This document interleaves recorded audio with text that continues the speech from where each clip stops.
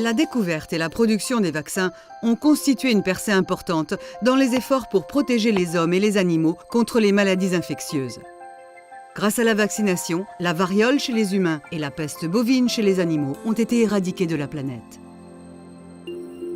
Les vaccins sont en général directement produits par inactivation chimique ou thermique de cultures de microbes, aussi connus sous le nom de pathogènes, de sorte que ces vaccins ne puissent pas eux-mêmes causer de maladies. L'inconvénient réside dans le fait que ces vaccins inactivés ne confèrent qu'une protection de courte durée. À l'opposé, les vaccins vivants atténués, dans lesquels le pouvoir de nuisance de l'agent pathogène a été réduit tout en le maintenant vivant, confèrent une protection de plus longue durée. Malheureusement, ce type de vaccin ne peut être produit que pour une gamme limitée de pathogènes.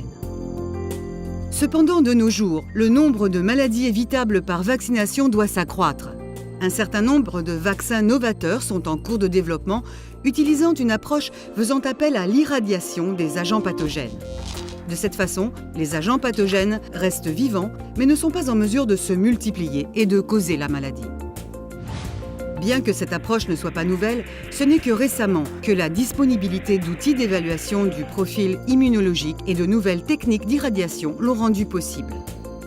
Pour produire les vaccins irradiés, l'agent pathogène est mis en culture à grande échelle, puis atténué par irradiation de rayons gamma ou de rayons X.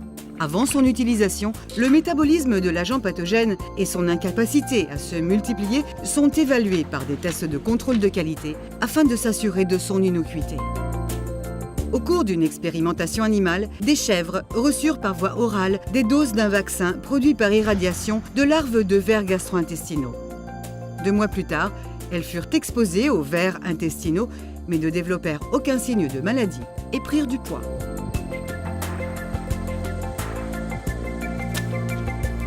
Cette approche de préparation de vaccins est maintenant en cours d'étude avec d'autres agents pathogènes. Les résultats montrent que le développement et la production de ce type de vaccin sera viable sur le plan commercial et plus largement applicable pour la prévention de maladies, aussi bien chez les humains que chez les animaux. En se basant sur les acquis des campagnes d'éradication de la variole humaine et de la peste bovine, cette approche offre une avancée positive pour le contrôle d'autres maladies qui affectent la vie des humains et des animaux.